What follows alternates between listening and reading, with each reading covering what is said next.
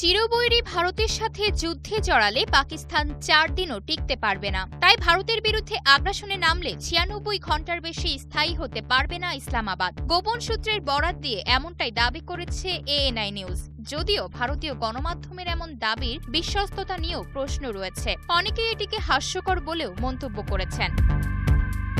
সূত্র অনুসারে ইউক্রেনের সাথে সাম্প্রতিক অস্ত্র চুক্তির ফলে গোলাবারুদের চরম সংকটে রয়েছে পাকিস্তান। এই পরিস্থিতিতে পাক সেনার আর মাত্র ৪ দিন যুদ্ধ করার ক্ষমতা আছে। মূলত দুটি উৎস থেকে গোলাবারুদ ও হাতিয়ার পেয়ে থাকে পাক সেনারা। প্রথমত অস্ত্র কারখানা থেকে এবং দ্বিতীয়ত মিত্র দেশ চীন, তুরস্ক ও যুক্তরাষ্ট্র থেকে অত্যাধুনিক অস্ত্র সহায়তা পেয়ে থাকে ইসলামাবাদ। তবে এএনআই এর প্রতিবেদনে দাবি করা হয় পাকিস্তানের দেশীয় কারখানায় গোলাবারুদ তৈরির সক্ষমতাও নেই। একাধিক সূত্রের বরাতে সংবাদ সংস্থা আরও জানায় পর্যাপ্ত পরিমাণ A109 হোয়াইটাইজার কামানে ব্যবহৃত ১৫৫ মিলিমিটারের গোলা নেই পাক সেনাবাহিনীর। পাশাপাশি সংকট রয়েছে রাশিয়ার তৈরি BM-21 গ্র্যান্ড সিস্টেমের ১২২ মিলিমিটার রকেটেরও।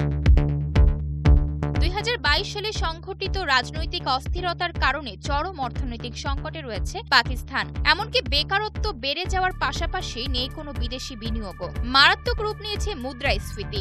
এমন অবস্থায় সমর ভাণ্ডারের সক্ষমতা বাড়াতে অনেকটা কষ্ট করতে হতে পারে ইসলামাবাদকে। তবে এত সবের আড়ালে পাকিস্তানের পাশে রয়েছে মিত্র চীন, তুরস্কের মতো শক্তিশালী দেশ, যারা পাকিস্তানকে গোপনে সহায়তা করছে।